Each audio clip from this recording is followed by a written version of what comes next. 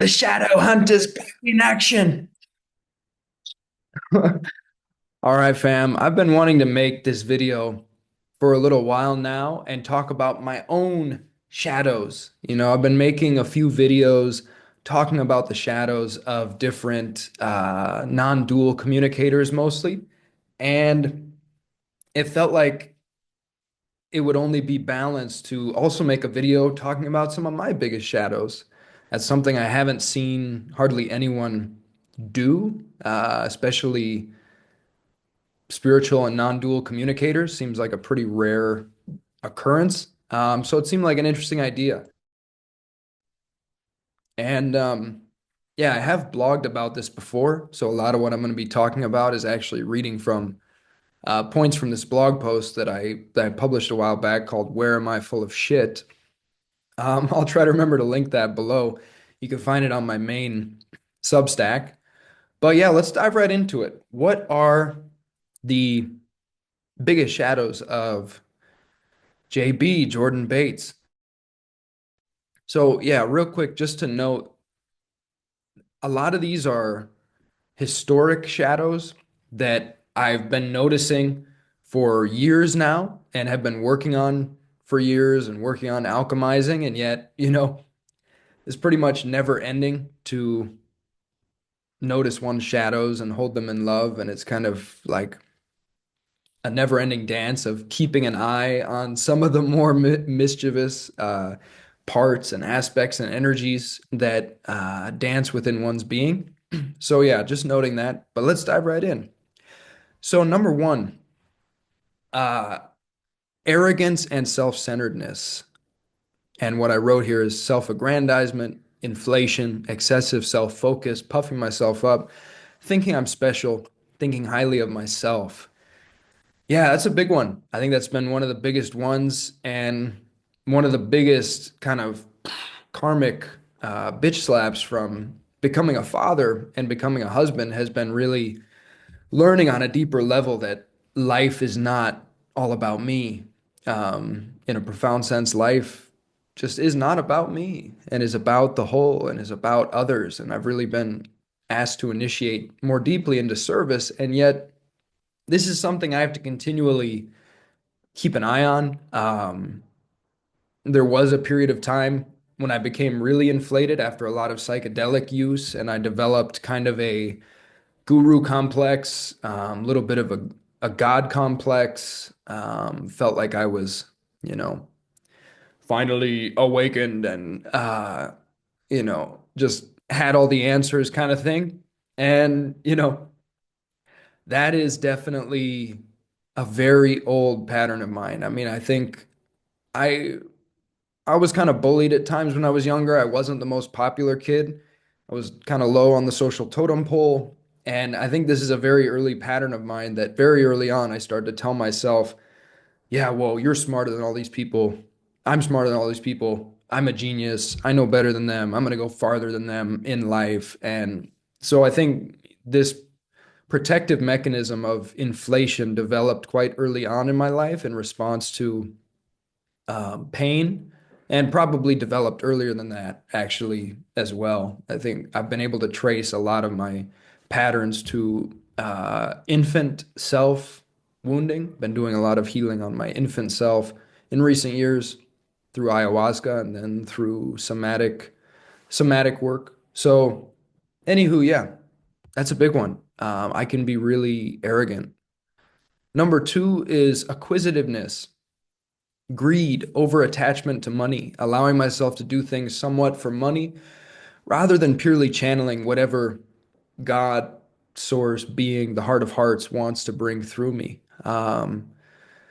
Yeah, that's another one that definitely have to keep an eye on. I think that's one of the trickiest karmic areas for me at this stage of civilization. Money is something that basically all of us need and need to use and need to navigate. And yeah, I've just noticed over time that money is a very powerful mirror and that it is incredibly difficult to remain completely in integrity and completely coming from purity and loving presence and the purity of the heart of hearts when money is involved, when money is a consideration. And that seems like another lifelong practice, another lifelong dance for me. Yeah, money really can get its hooks in deep for me. I mean, I think in our society, money is often implanted in us very early on as kind of a substitute for a foundational sense of security and safety in life. Often we receive trauma as infants, as small children, and we don't feel safe. And then money is kind of given to us as this idea of ultimate safety and security, and it hooks into those deep wounds and traumas. So that can be a really tricky one to work with. Number three here, over attachment to sex, immature boyish neediness for sex, non-sacred porn use, approaching physical sex with porn consciousness and selfishness, viewing sex primarily as a hedonistic pleasure-seeking act rather than as the most sacred act of child creation that a man can possibly engage in. So yeah, that was a big historic one for me. I feel like I have thankfully made a lot of progress on this. I feel like in generally quite a sacred space of how I relate to sex at this point. I've watched very little porn in recent years, currently doing a 1 year challenge of um, no porn whatsoever. I'm a few months into that. And yeah, at the same time, we live in a culture where we're surrounded by thirst traps, by you know, sexualized content, sexualized signals. So this is a continuous dance of like unhooking from the general cultural tendency to have one's life force energy be massively depleted through desacralized, desecrated forms of sexual engagement and kind of succubus-like energy harvesting that a lot of porn and a lot of these thirst traps end up representing for men especially.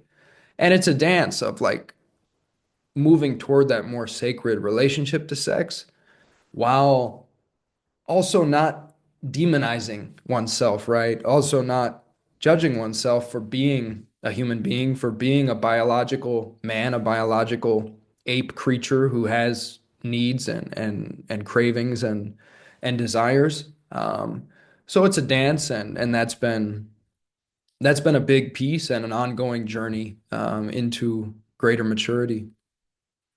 Number four here, desire to teach, a desire to put myself above others on a pedestal in a position of authority, dispensing teachings to those below, desire to be seen as the enlightened one who figured it all out and can tell you how it is. So I already touched on this quite a bit with number one. Um, in relation to arrogance. So I won't go too much deeper into this here, but yeah, that's definitely something I have to watch out for. It's tricky because on one hand, I feel like it is part of my dharma to be some kind of communicator, some kind of teacher, some kind of facilitator, some kind of, you know, sharer of what I've learned in this existence. And yet, I have to watch out for um, you know, arrogance or ego or inflation when it comes to that, because it's very, very easy for authority or power being put on a pedestal to, yeah, go to one's head and to start to corrupt the way one relates to other people and the way one relates to what one does in the world.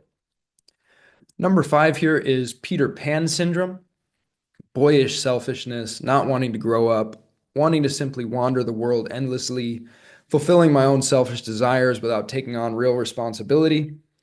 So, yeah, that one connects very much to what I mentioned earlier about fatherhood being a huge initiation for me. I mean, prior to fatherhood, husbandhood, and family life, I was living a very freewheeling Peter Pan, vagabond, digital nomad lifestyle for years.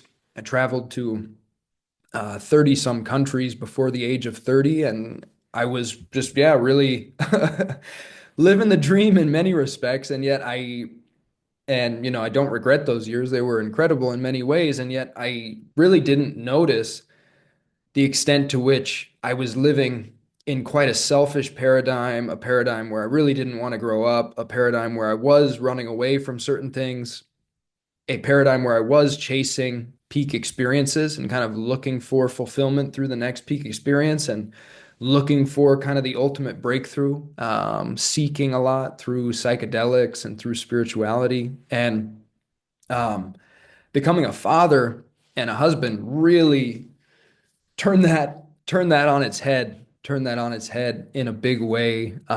It's been almost like a complete 180 in a way where, our main base has been in small town Germany for the last 4 years or so. And in many ways, I feel kind of like a boring old grandpa at this point who just lives a very simple day-to-day existence, simple routines. And actually, I love it. And it was hard for a while. It was a big initiation. It was a big initiation. It was kind of like a pressure cooker that brought up a lot.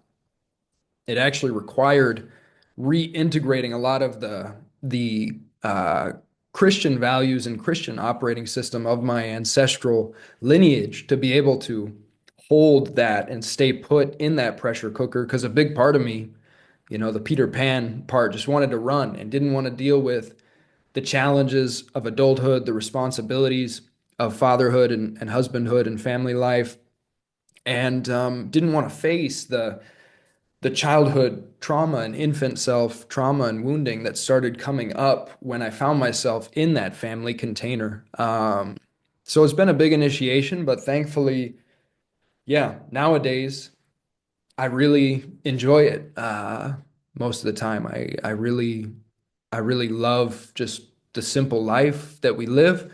And yeah, there's much less of a need to chase peak experiences, and being forced to just stay put really was helpful, I think, for um, the dismantling of the seeking mechanism and kind of looking for somewhere else and just coming into a deepening recognition that this is it right now and freedom's available now and this is totally free to just be as it is now. And I don't, nothing fundamentally needs to be changed. I can just rest and relax into this. Um, Number six is non-dual bypassing, using non-duality and enlightenment teachings as a way of keeping life at arm's length and closing the heart, trying to hide out in the absolute rather than becoming heartbreakingly intimate with all of existence. Um, yeah, that was a big one, I think, for a while. I think I had created kind of a dichotomy or an ironic duality for a long time in my process as a seeker, where the absolute seemed kind of apart from the intimacy of human life and daily existence. And I was, trying to hide out in the absolute or just kind of stay in the absolute and, at times view the world as more like a mirage or a passing illusion. And it was a subtle protective mechanism, I think, a subtle trauma response, a way of keeping life at arm's length and closing the heart and closing off a deeper intimacy with the sacramental human journeys that we're all living. And so, yeah, over time I had to reckon with that and notice that. And yeah, it's something I still need to be on the lookout for, although it feels like I've done some good work there. Number seven here, need to be doing something ism, inability to unplug and be still, always feeling like I need to be creating something, learning something, or getting something done. So yeah, this is a big one. I think a lot of us, modern Americans and just modern people on Earth in the current global monoculture of busyness probably feel this on a deep level, this difficulty to just be still, this kind of twitchiness of like need to be doing something, need to be grabbing something, need to be scrolling something, need to be absorbing something, need to be stimulated or entertained at all times. And yeah, that's still a struggle for me. I'll be honest. I'll be honest. I am somebody who loves stimulation. I love novelty. Like I love bouncing around, dancing around, doing the damn thing. I love doing things, engaging with things, and in a profound sense, I don't see that as a problem. And yet, at the same time, if I'm honest with myself, I think there's more work for me to be done there. And I am ongoingly really trying to cultivate that stillness and that presence, especially with my daughter. I really see the time with her as a sacred meditation where I just really try to slow down and just be with her and be in the space of play or reading her a story. Um, but yeah, that's a big one that is an ongoing process for sure. Number eight, look at me-ism, needing to be special, needing to be in the spotlight, needing to impress and be admired, needing recognition. Um, yeah, so this relates to the arrogance thing, but it's a little bit different. There's definitely kind of an entertainer in me, a performer, a part of me that wants to be in the spotlight, wants to be special, wants to be admired, wants to be looked at. And, you know, in a certain sense, our our shadows or our weaknesses can also, on the flip side, be seen as our greatest strengths. There's definitely shadow work. I don't see it in any kind of like binary or really rigidly defined way where it's just like, oh, these are bad parts of me that need to be rooted out or something like that. No, no. It's just more like these are tendencies that were hard for me to see for a long time. That's a big part of what it means for something to be in the shadow is just like, it's just something that you're not noticing about yourself. And oftentimes they're patterns that may be having a detrimental effect on you and the people around you if they're kind of left unchecked or left to their own devices, not brought into consciousness and held in loving presence. So, you know, to a great extent, this desire to perform and entertain and be in the spotlight is part of what has driven me to create massive quantities of content, publish millions of words, several books, hundreds of videos, 20 some rap albums or so. And I just love to create. I love putting myself out there and I love making an impact in that way. So there's definitely like an upside of this shadow. And yet at the same time, you can kind of see where if that's just like a compulsive need to be in the spotlight, then a person can be being kind of puppeteered by that. And so, yeah, that's something I'm still finding always kind of looking for the right artful balance with of, letting those parts of me that are an entertainer and a performer jump in the spotlight and enjoy the hell out of it while also, you know, gradually letting go of the need to be special and the need to be seen and the need for it to be all about me and, you know, dropping more into service and more into asking like, okay, what do people really need from me? What do the people I'm meant to serve really need from me? What does my family really need from me? So yeah, just finding that balance. Number nine is uh, subtle or not so subtle addictions, dependencies, energy leaks, such as historically social media, alcohol, cannabis, porn, poker, screens, sex, money, entertainment, stimulation. Um, so yeah, probably something a lot of us can relate to here. I would also add food to that list, food for sure, and coffee as well sometimes. Um, yeah, the modern world is like where it's kind of like a gauntlet of addictive vices. really requires enormous awareness and discipline to not get sucked into some kind of hazardous or really detrimental relationship with one's vices at this time in world history. And I've historically never been one to just kind of give something up cold turkey or completely cut it out. I mean, there are some things I've done that with, but with a lot of my vices, I've more so always been the type of being like, no, I want to master this. I want to be the master of this so that I can enjoy it in moderation without going overboard with it or without it becoming um, detrimental to my life. And so that's been really interesting practice for me.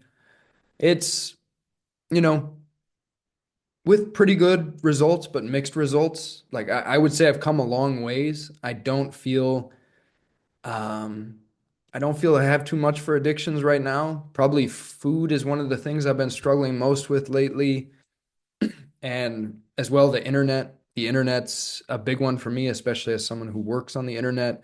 Um, Recently committed to another 1 year challenge of not using devices around my daughter at all for the next year, with very few exceptions, such as emergencies and things like that. And that felt really good. So, yeah, as I mentioned, I'm actually doing a few different challenges right now.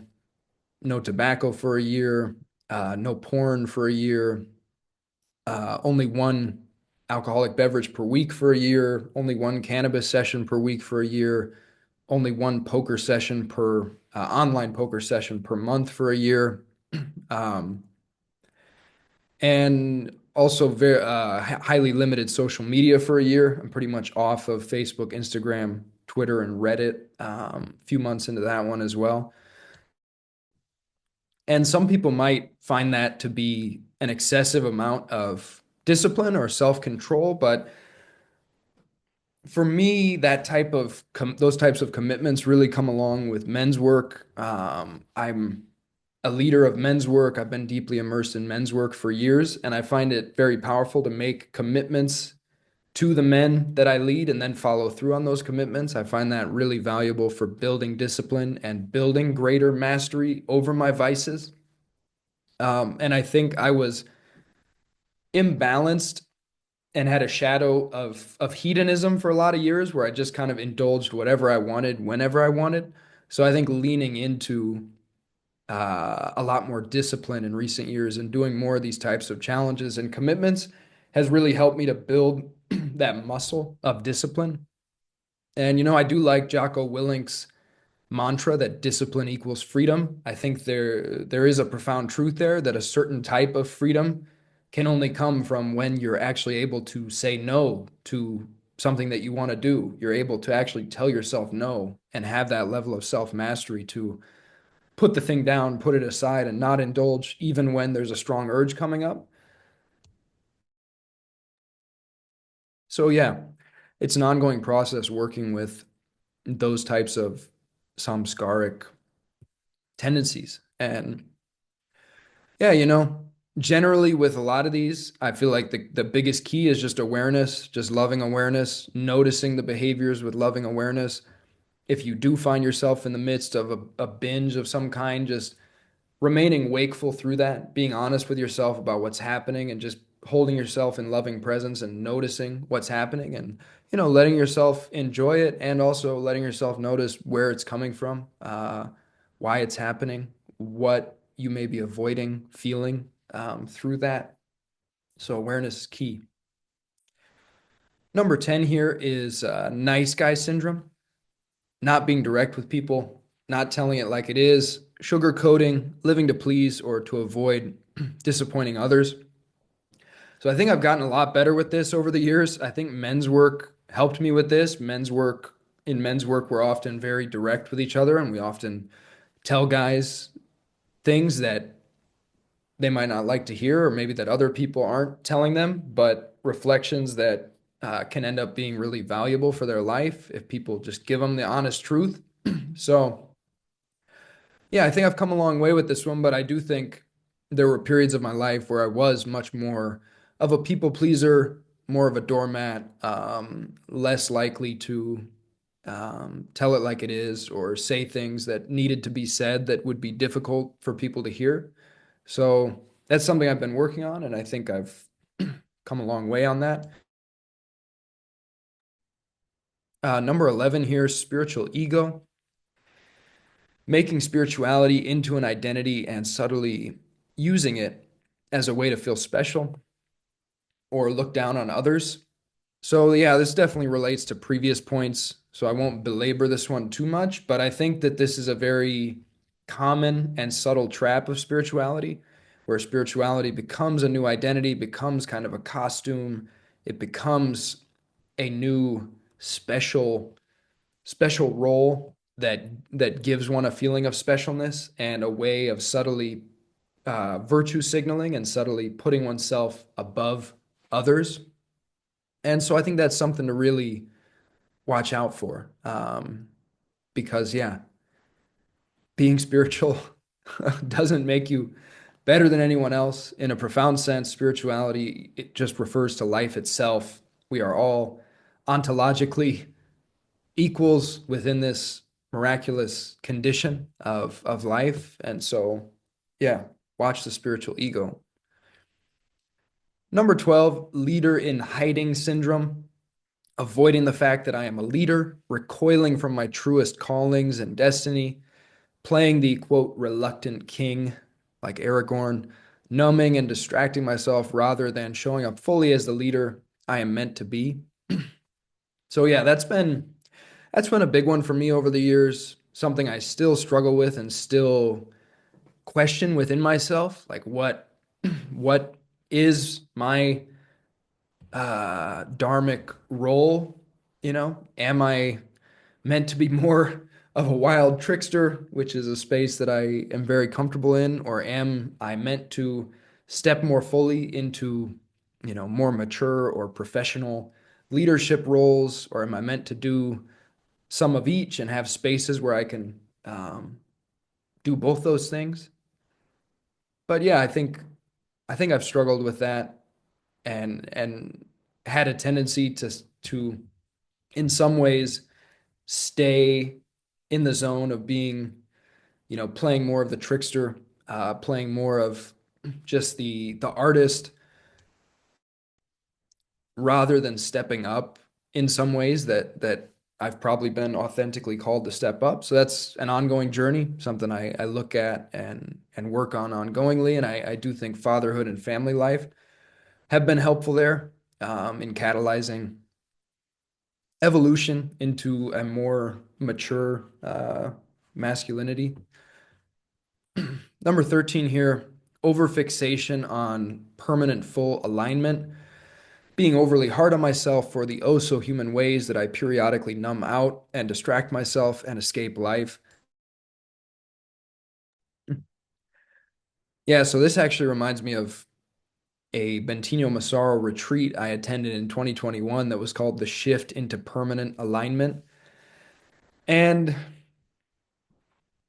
yeah, I'm no longer sure if such a thing really exists, permanent alignment, or in another sense, you could just say that life itself is permanent alignment, because in a profound sense, it seems like life is one super system that is always in harmony with itself and that is executing itself with perfect precision in a certain sense. And in another sense, like we're all idiosyncratic, flawed, human beings with foibles and shortcomings and are continuously changing. And so, this ideal of permanent alignment or permanently becoming your best self or something like this, to me, it can be valuable to have North Stars of ongoing refinement, ongoing evolution. But at the same time, I do find a lot of this type of stuff to be like carrots on a stick created by the self-help industry and making people feel like they're never enough and they've not reached success or full alignment or being their best self all the time. And so I'm pretty, yeah, I feel like I've let this go to a large extent. And it is, though, it's an ongoing dance and balance and navigation because, on one hand, you do want to burn down those carrots on a stick to a great extent. You don't want these things hooking into you and just making you feel like, oh, I'm never enough. I just need to do more work on myself to finally be enough or be my best self or be fully aligned. And at the same time, if you burn those down too fully and you just go into like, you know, complete laziness mode and just become like a blob with no ambition, with no kind of growth mindset whatsoever, you know, I think there is truth in the statement that you're either evolving or you're devolving. You're either growing or you're stagnating. And so, and I'm not saying that's an absolute final truth, but it just points at something important that's, you know, proven important to me at least, which is that finding that sweet spot of like letting myself be whole and be enough right now and really feeling that and feeling the healing of that and continuing to let myself blossom and just understand that it's natural to grow, it's natural to blossom, it's natural to evolve. It feels good to continuously be curious and learn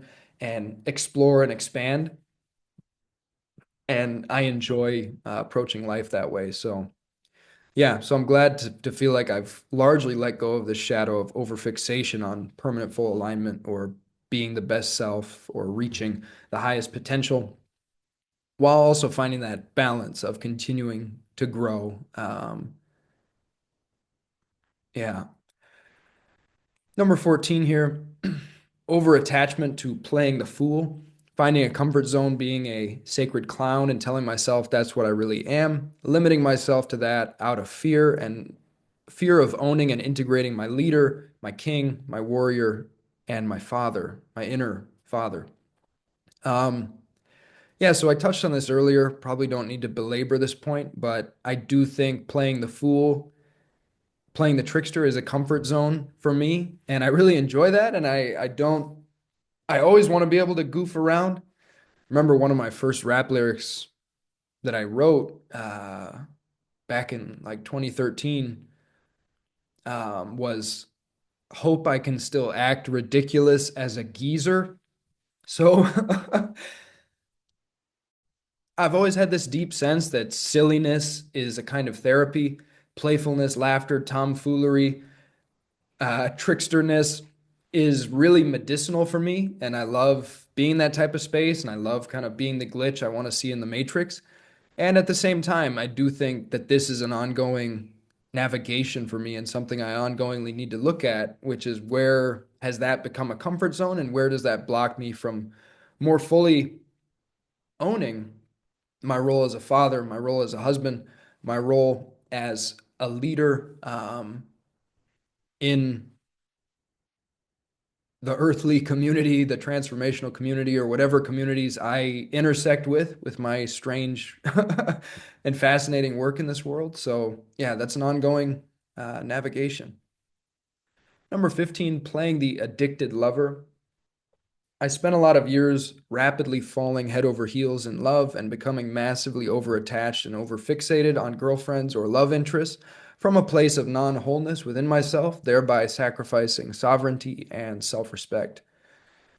Yeah, so that was a big one for me for a lot of years, and it's something I still need to watch out for in my marriage. I do feel like I've healed from this, thankfully, to a substantial extent, so it doesn't feel particularly alive or problematic at this point, but I can still notice ways in which I embody a certain amount of neediness, a certain amount of clinginess sometimes in my marriage to my wonderful wife. And yeah, just continuing to bring that into awareness so that that can continue to alchemize and heal, and I can continue to return more deeply to that embodied cellular wholeness. Seems like a sacred intention of mine. Number 16 here, the shadow magician. I have um, mostly unknowingly played the shadow magician many times, I think, using my strong powers of communication and persuasion to subtly manipulate people and situations in a direction that gratified my egoic self-interest. So this is a really, really subtle one and really, really tricky to begin to notice in yourself. I think it's something that many types of kind of guru and spiritual teacher figures embody in subtle ways that they probably aren't noticing.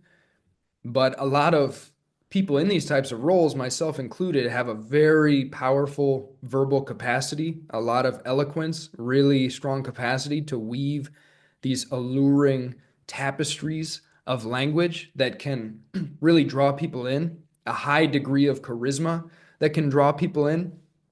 And it is so, so subtle. And again, this is a lifelong journey of continually bringing awareness to this, continually recognizing this, and continually um, attempting to drop into deeper integrity around this, you know, where I'm really just doing my best to be a pure channel for God's grace, for truth, for the heart of hearts, for the purest Christ heart, which to me is, those are some of the terms that resonate most for me uh, of the source of what is, the deepest truth of what we are.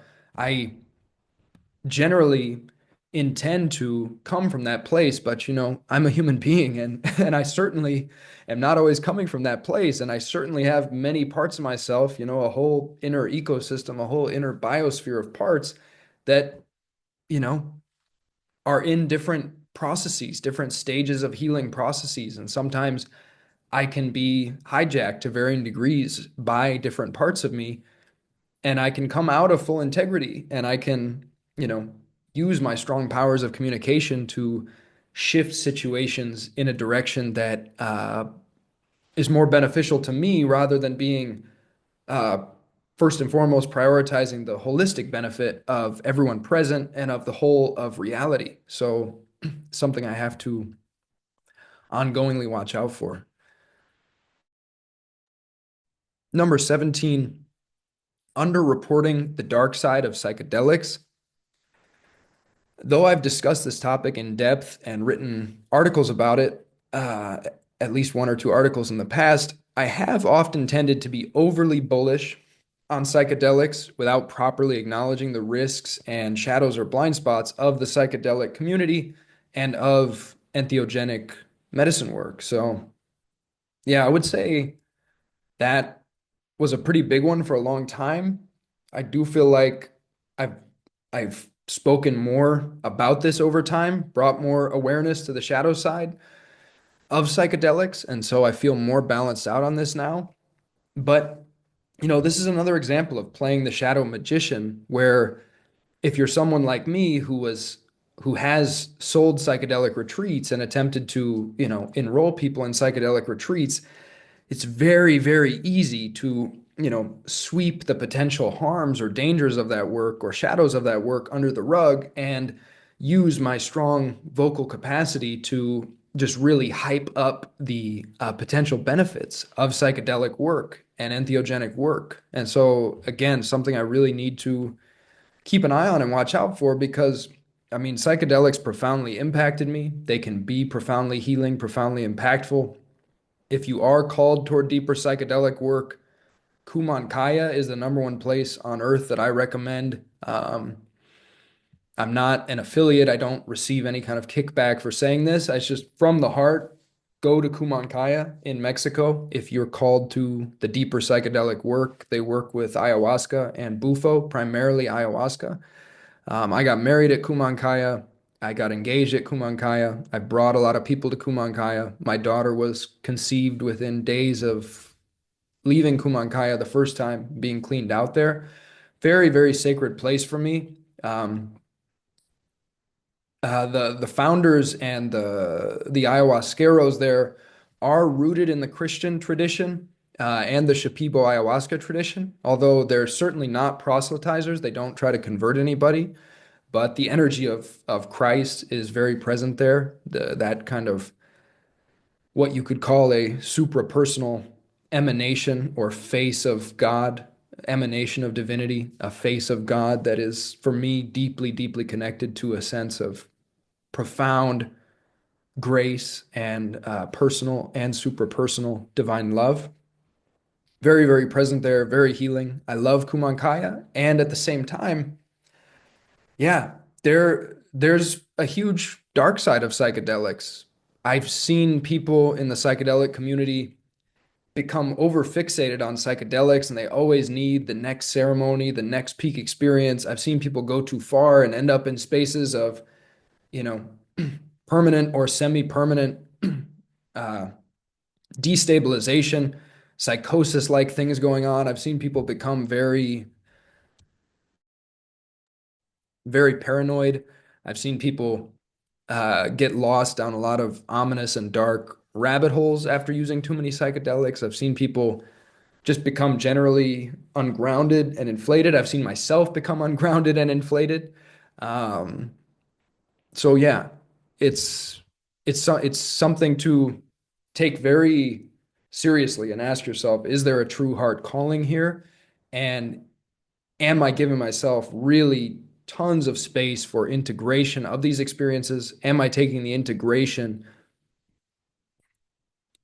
even more seriously or as seriously as the ceremonies themselves? Because without integration, forget about it. It's just a peak experience that comes and goes. You know, it's the integration where the deepest magic happens with psychedelics. So much more I could say about that. If you're ever struggling with anything in relation to psychedelics, feel welcome to reach out. I'm happy to do some psychedelic integration coaching or space holding for people because I went deep in that world and now I'm more in a phase of have taken a pretty big step back from that world. And you know, I work with cannabis just you know, minimally here and there, which for me is strong enough at this point. And I don't feel too much of a call to the stronger psychedelics, although I would be surprised if I don't find myself back at Kumankaya at some point uh, in the coming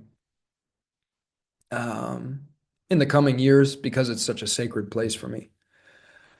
Shadow number 18 here is over fixating the dark side of the uh, COVID-19 response, like the global response to COVID-19. So when I look back at the COVID years, I feel that I over fixated a dystopian interpretation of events that was too heavily based on overvaluing personal freedom at the expense of collective well-being.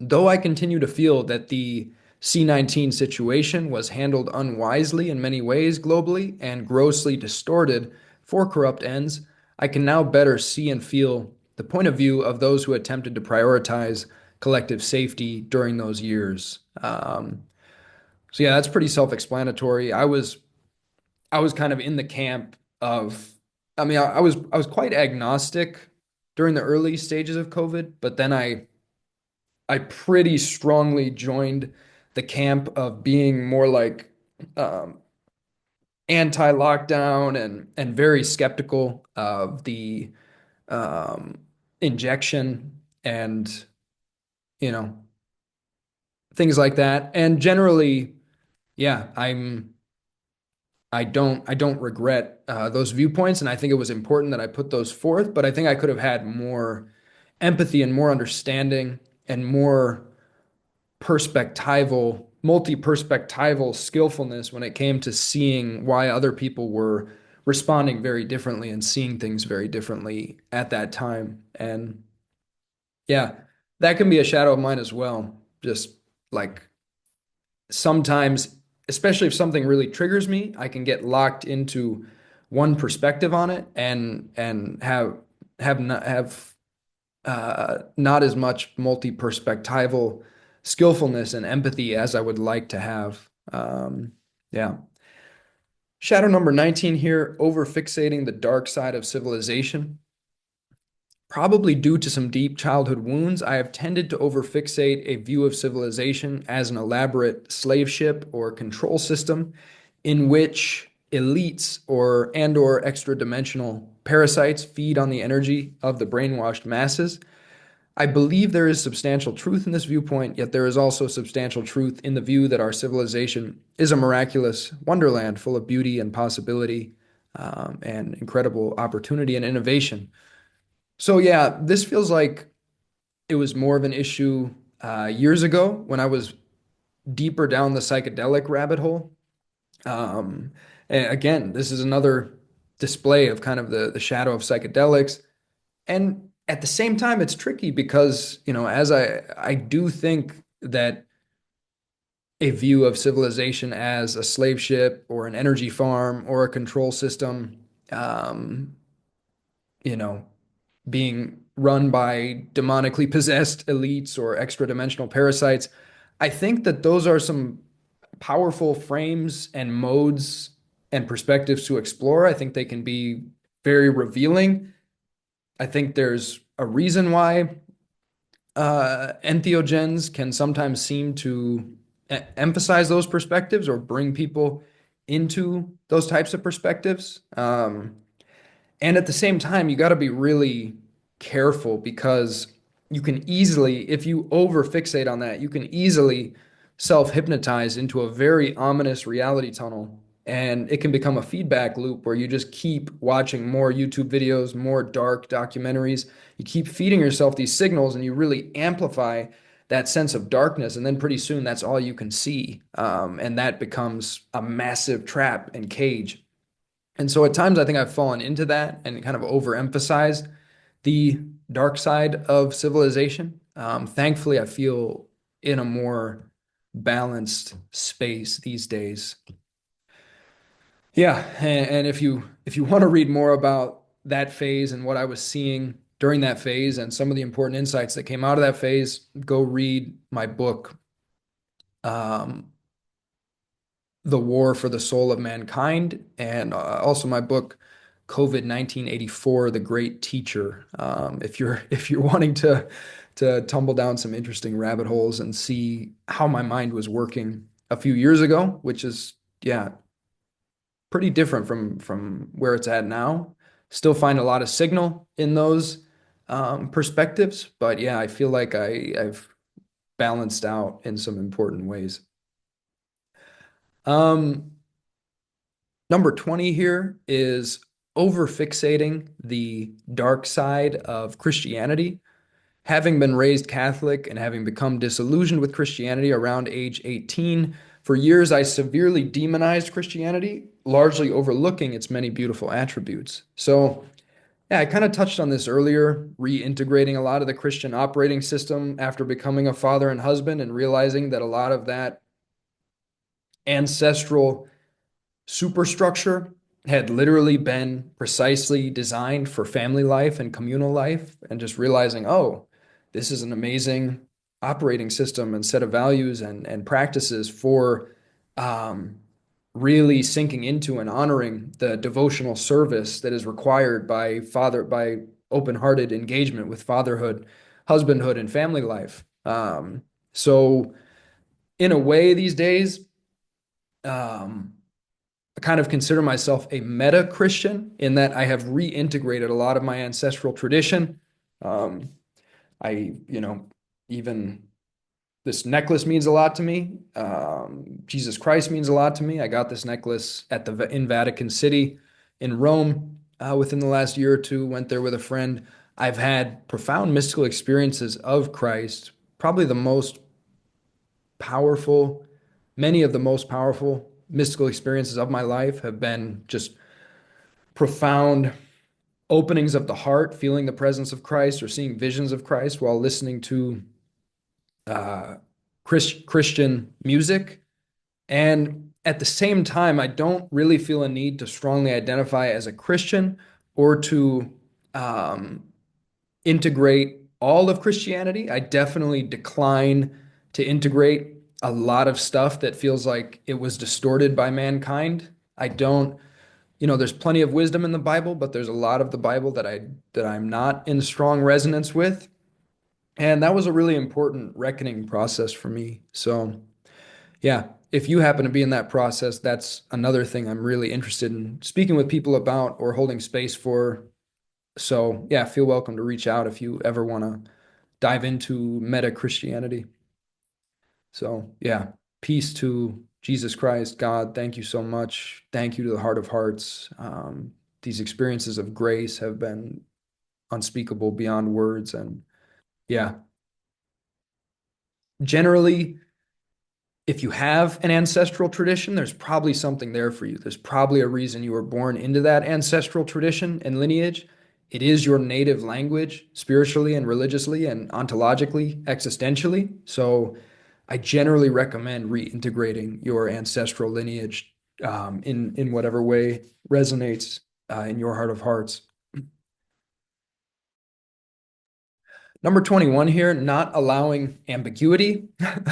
You might laugh at that one because I'm pretty good at allowing ambiguity, it seems, a lot of the time. Yet sometimes I definitely fall in the trap of getting over attached to a particular lens or model of reality and strongly feeling like I'm right, even though all maps slash models slash lenses dramatically oversimplify our endlessly nebulous, infinite dimensional reality. And even that kind of meta lens of like, oh, reality is endlessly nebulous and infinite dimensional.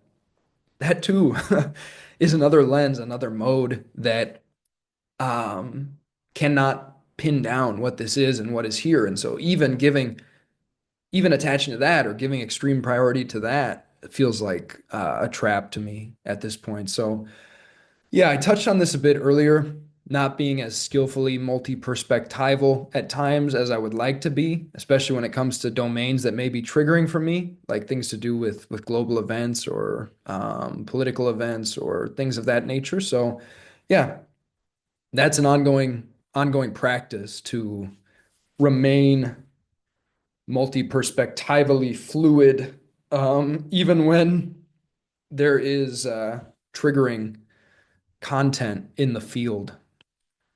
Number 22 here, imbalance toward playing the rebel.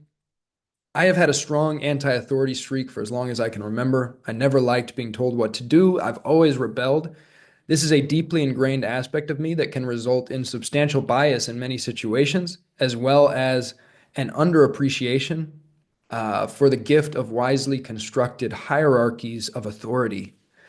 Man, that's a big one. And this is an ongoing journey. I still notice it in myself all the time. Just this inner rebel who just doesn't want to follow the rules, who's really like, you know, fuck the rule book. I'm going to do me. I'm going to do things my way. And yet, it's been really important for me to gradually develop more respect and appreciation for wisely constructed hierarchies of authority. Men's work has helped me with that. And men's work isn't particularly hierarchical, but naturally, the facilitator of the circle does have a certain authority in the circle, and learning to respect that has been valuable for me. Learning to respect different teachers and mentors of mine has been valuable for me. And I think if you really, if the rebel has really hijacked you and you're not able to respect external authority at all, then I think it also becomes very difficult to consistently respect the internal authority of your own heart, your own soul, your own kind of higher principle or higher intuitive knowing, your own kind of North Star, whatever that may be for you. So, yeah, it's something that I've been healing, and I think it's a continued journey. It's something to keep working on. Number 23 here, imbalance toward playing the devil's advocate or provocateur. So closely related to the former point, I always want to debate, challenge viewpoints, stir the pot, and poke the bear. During a class in middle school, a fellow student once loudly called me Mr. Argue Every Point Till You Die. I don't like arguing and debating nearly as much as I used to, yet sometimes this tendency still rears up and bites me. And I do find myself arguing or provoking just for the sake of arguing or provoking, and this can be a waste of energy. So yeah, you may have noticed this with me. It's kind of related to playing the trickster, playing the fool, playing the clown. I do like to create things and say things that are going to push some people's buttons that I know are going to, um, you know, trigger some people a little bit. And I do see that as as also a gift, and part of my role in the world is to, be kind of that crazy wisdom mirror and hold up the strange mirror and make people uh, look at things they might not want to look at within themselves, or feel things they may have been avoiding feeling, or consider perspectives that challenge their locked in mentalizations and their habitual viewpoints. And at the same time, you know, again, I don't want to be hijacked by this tendency. I don't want to be puppeteered by this inner provocateur and have that be something that I'm not sovereignly choosing to employ skillfully. So that's an ongoing dance, ongoingly finding the balance there, and honestly trying to decide, even when it comes to YouTube, for example, how much do I want to go in the direction of being more of a provocateur? Am I meant to be the trickster and push buttons, or how much to kind of let that go and just come into more of a, grounded, heart-centered leadership space of just attempting to wisely dispense perspectives in a more neutral, grounded, less potentially offensive way. Um, Number 24 here is imbalance toward playing the shadow hunter. That's kind of funny in the context of this video. So this was a recent revelation that hit me pretty hard. And again, remember I wrote this article, I think in 2023, so it's a little outdated, but a lot of this is still relevant. I've done so much shadow work over the years, and I'm always dissecting people and situations to look for the blind spot or find out where people are full of shit. I did so much of this that I actually developed a strong bias toward always looking for the shadow, and thus often underappreciating and under noticing the light and beauty of many people, many situations, entire cultures or societies or religions or movements, and civilization at large. And so I'm now actively working on rebalancing the scales on this one. So yeah, that's also an ongoing dance. I think it's extremely valuable to do shadow work. I think it's extremely valuable to ask yourself where you are full of shit and where everything around you is full of shit, and what is the blind spot, what is the shadow, what is the hidden trap or danger that people are not noticing, because civilization is chock full of them. It's chock full of them. And if you don't notice that and you don't believe that, then you're very likely to stumble headlong into many painful life lessons. So shadow work's very valuable, but I don't want to be hijacked by my inner shadow hunter and always be looking for the blind spot, the shadow. I want to be able to really appreciate the luminosity, the beauty, the radiance, the majesty, the wondrousness of everything in existence as well. So yeah, that's an ongoing dance too. And a couple more that I just jotted down today to touch upon here. Um, yeah, kind of going along with the rebel one, I'll just tie this one with that one, is overvaluing rebellious ideas just because they are unorthodox. So that's kind of an interesting one. I think I can, yeah, sometimes have this tendency to do that, where I value ideas just because they're unorthodox and I know that they're kind of edgy and people, might be triggered by them. So I can be a little bit of an edge lord sometimes in that respect.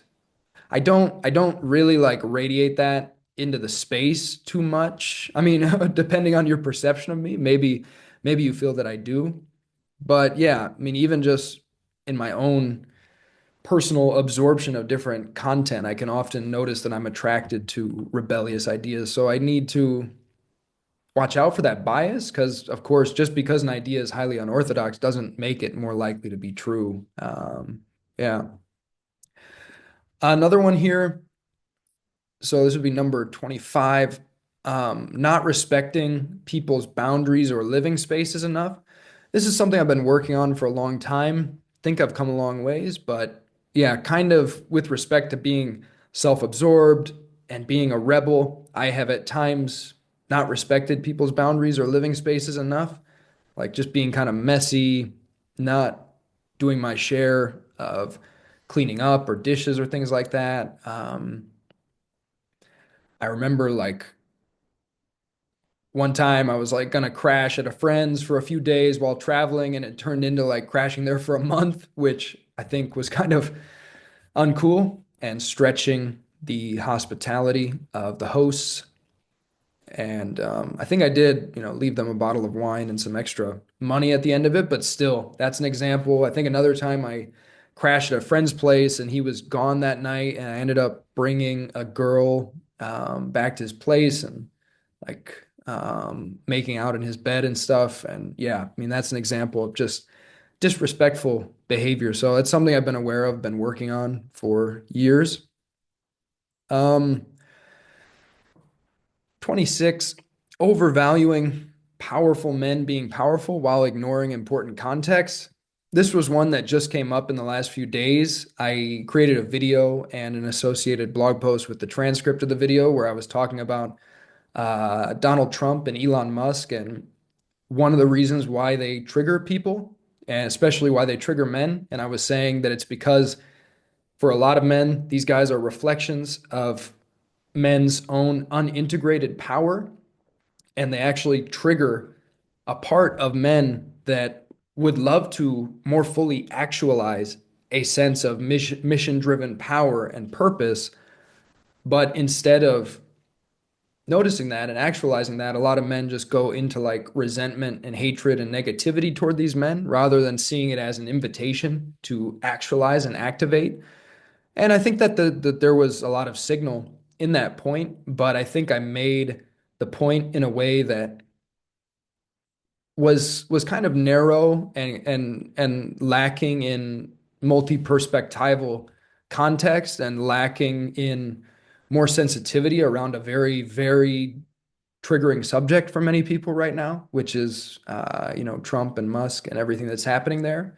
So yeah, I think I can sometimes become uh, kind of enthralled by just seeing expressions of power in the world, seeing men owning their power and just actualizing that power. And I can find that activating and I can find that interesting and fascinating. And at the same time, I need to be careful to really like look for the important multi-perspectival context around that, I think, because that can be a trap to just like subtly um, idolize powerful men being powerful or something like that and ignoring um, the shadows of those men. And in my video, I did definitely mention that Trump um, has his shadows. The video was primarily about Trump. But yeah, I didn't go so much into that. And I think I was potentially ignoring some important context that it would have been more skillful to mention. So that was a recent one. Number 27 here, craving attention and likes and clicks, and sometimes being overly clickbaity in service of that. So if I haven't already mentioned it, please like and subscribe and comment and ding that notification bell. Yeah, so that's one that's been a thing for years. Something I still notice in myself is definitely like noticing how many views, how many likes, how many comments, etc. Noticing I can sometimes be a little hyperbolic or clickbaity with the content I create in hopes of reaching more people. And again, there can be a gift in that because I think if you have a willingness to play the game, if you kind of see how the content game works and you're willing to kind of play the game a little bit and play into the trends of what drives clicks and what drives attention, that can be beneficial for you to get the attention and eyeballs required to actually, earn a living doing what you do and make an impact doing what you do.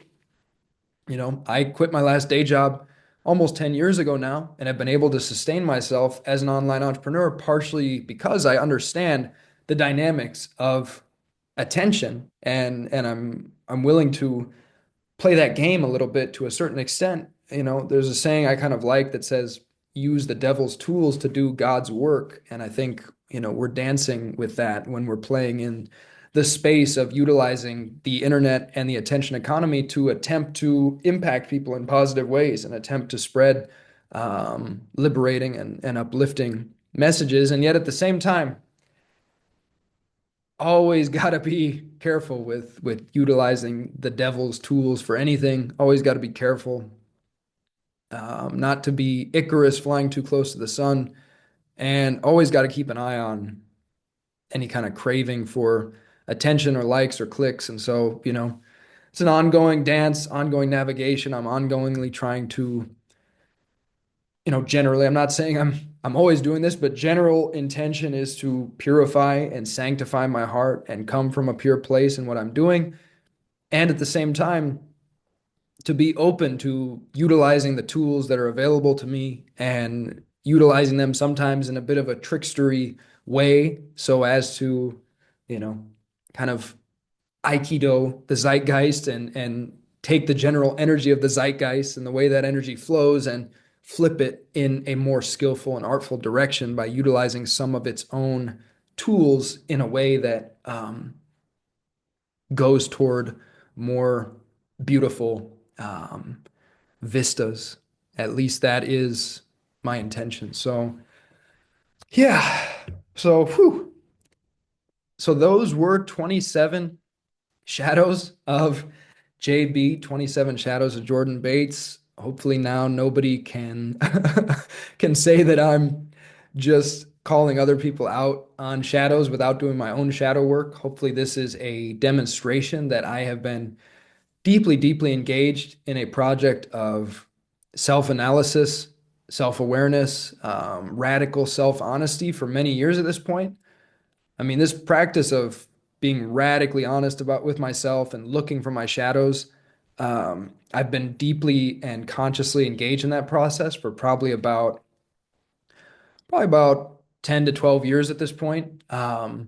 So yeah, it's a long-term project, a long-term inquiry, something I'm ongoingly very curious about because I have unearthed tremendous value and tremendous lessons that have allowed me to create a more beautiful life and show up more beautifully in the ways that I want to show up in the world through doing this work and through, loving and integrating these shadows and alchemizing some of them.